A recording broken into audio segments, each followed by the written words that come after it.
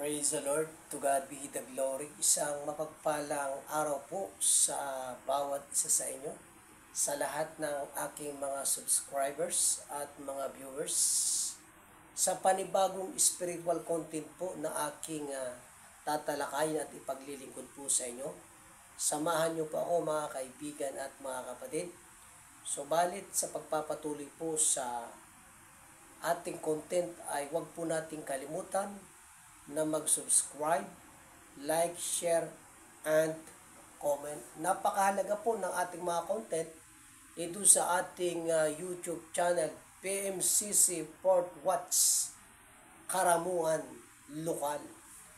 Kaya sa mga pagkakataong ito ay sisimulan po natin ang panibagong content na ating bibigyan ng diin dito po sa ating YouTube channel. Napakaganda po ng ating paksa na bubulayin sa mga pagkakataong ito. Ayon po sa aklat ng Juan chapter 1 verse 1 ay ating pong pagbubulayan. Sino ang berbo sa Juan 1 talatang 1? Sino ang berbo ayon sa aklat ng Juan chapter 1 verse 1. Kaya ang berbo, mga kapatid at mga kaibigan, ito po ay hindi verb, means verb is an action words. Ang berbo, ito po ay pangalan, noun. Kaya sabi sa aklat ng Revelation chapter 19 verse 13 ay maliwanag na ang berbo ay pangalan. To God be the glory. Sa aklat ng Revelation chapter 19 verse 13, ito ay pangalan at katawagan sa ating Panginoong Hesukristo. Mas maganda ay ating basahin ang sinasabi sa Revelation chapter 19 verse 13. Ganito ang sinasabi ng salita ng Diyos. Basang-basa sa dugo ang kanyang kasuotan, basang-basa sa dugo ang kanyang kasuotan, at ang tawag sa kanya ay ang berbo ng Diyos. Ang kanyang kasuotan ay mayroong nakasulat na sabi, ang berbo ng Diyos. Ang kanyang pangalan ay tatawagin ang berbo ng Diyos. Kaya ang berbo ay hindi basta salita, kundi ito ay pangalan. Katawagan ito sa ating Panginoong Hesukristo. Kaya sabi, siya ay naramtan ng damit na winisikan ng dugo na ang kanyang pangalan ay ang berbo ng Diyos. E yan bang salita? Kung salita lang ang berbo, pwede mo bang bihisan yan ng damit? Kaya ang berbo, mga kaibigan at mga kapatid, pangalan ito na itinawag kay Kristo. Kaya sabi, nang pasimula, siya ang berbo, at ang berbo ay sumasa Diyos, at ang berbo ay Diyos. Yung berbo sumasa Diyos. At sabi, ang berbo ay Diyos. Purihin ng Panginoon. To God be the glory. Ngayon, ano ang ginawa nitong berbo ayon sa Juan chapter 1 verse 14? At nagkatawang tao ang berbo. Praise the Lord. Itong berbo na Diyos, mga giliw naming taga-subaybay sa aking YouTube channel, Sabi, itong berbo ay Diyos. Purihin ang Panginoon. Dahil ito ang berbo ay Diyos, may kapangyarihan ito magkatawan tao. Kaya sabi sa John chapter 1 verse 14, at nagkatawang tao ang berbo. Ano ang ginawa ng berbo? Ang berbo ay nagkatawang tao. At alam natin na itong nagkatawang tao ay walang iba kundi ang ating Panginoong Hesukristo. Kaya sa aming mga giliw na taga-subaybay, lalo na doon sa mga walang paniniwala na si Kristo ay tunay na Diyos, naway maliwanagan, mabuksan ang ating kaisipan at puso sa ating panibagong content na ito. Sabi sa Pilipos chapter 2 verse 6, na siya, bagamat nasaan yung Diyos, ay hindi nanatiling maging kapantay ng Diyos, kundi bagkus, hinubad niya ito at nag-anyong alipin na nakitulad sa mga tao. Praise the Lord. To God be the glory.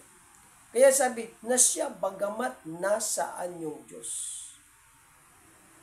hindi natiling maging kapantay na Diyos, kundi bagkus, sabi, hinubad niya ito. Ano yung hinubad? Yung kanyang pagiging Diyos. Ano ang ginawa? Sabi, nag-anyong alipin at nakitulad sa mga tao. Praise the Lord. Jesus Christ, the original nature or form is God. Subalit itong Diyos, sabi, ay nagkatawan tao, nakitulad sa tao. Pwede bang makitulad ito sa tao kung siya ay tao na? Kung bakit sinasabi siya nakitulad sa tao? Sapagkat siya'y hindi tao. Purihin ang Panginoon. To God be the glory. Bago siya magkatawan tao, ang ating Panginoong Hesukristo, siya ang berbo. At ang berbo ay Diyos. Tunay na Diyos. Purihin ang Panginoon. Kung ang kanyang ama ay tunay na Diyos, sa pagiging ama, tiyak siya bilang anak ng Diyos, si Kristo ay tunay na Diyos sa pagiging anak ng Diyos. Kaya mga kapatid at mga kaibigan, ang Panginoong Hesukristo, hindi po siya nilikha, hindi siya ginawa. Ang Panginoong Hesukristo, siya po ay ipinanganak ng Ama. Purihin ang Panginoon. Sabi sa aklat, ayon sa aklat ng Hebreo chapter 1 verse 5, ikaw ay aking ipapanganak ngayon at muli. Yung ngayon, before the creation of the world, bago pa ang langit at ang lupa, ang Kristo, ipinanganak siya ng Ama. Espiritu siya. Purihin ang Panginoon. At itong muling kapanganakan kay Kristo nang siya magkatawan tao, ipinanganak siya ng dalaga sa Bethlehem ng Judea. At sinasabi yan ng salita ng Diyos, napakaliwanag po. Sa Galatia chapter 4 verse 4, sabi, at nang dumating ang kapanahunan, ay sinugo ng Diyos ang kanyang anak at ipinanganak ng isang babae at ipinanganak sa ilalim ng kautusan. Praise the Lord. Kaya ang kapanganakan kay Kristo, may unang kapanganakan before the creation of the world at ang ikalawang kapanganakan nan siya ay magkatawan tao. upang maging tagapagligtas ng buong sanlibutan. Kaya sabi sa 1 Timothy, ayon sa aklat ng 1 Timothy, chapter 1, verse 15, Jesus Christ came unto the world to save all sinners. Si Kristo'y naparito sa sanlibutan upang iligtas ang lahat ng mga makasalanan. Purihin ang Panginoon. To God be the glory. Kaya katulad po ng aking pinapaksa, sino ang berbo? Sa Juan 1 talatang 1. Ang berbo sa Juan 1 talatang 1, ito ay ang Kristo. Praise the Lord. Alam natin na ang nagkatawan tao ay si Kristo. Purihin ang Panginoon. Kaya nung si Kristo magkatawan tao, hindi siya nagpakunwaring tao. Siya ay tunay na tao, nagkatawan tao. Naranasan niyang magutom. Naranasan ni Kristong umiyak. Naranasan ni Kristong tuliin. Eh bakit? Siyempre nagkatawan tao. Mga giliw naming mga taga-subaybay. Purihin ang Panginoon. Siya ang berbo. Kaya sino ang berbo? Siya ay si Kristo. Ano ang berbo? Siya ay sumasa Diyos. Siya ay tunay na Diyos at nagkatawan tao. Praise the Lord. Umiral na siya. Umiral na siya. Wala pang langit at ang lupa. Umiral na si Kristo. Sapagkat siya ay tunay na Diyos. Makapangyarihang Diyos. Praise the Lord. And the beginning was the Word. And the Word was God. And the Word was with God. At itong tunay na Diyos na siyang Kristo at makapangyarihan sa lahat, nagkatawan tao. Purihin ang Panginoon. To God be the glory. Kaya sa mga pagkakataong ito, mga giliw namin taga-subaybay, sino ang berbo sa Juan 1:1? Siya ay si Kristo.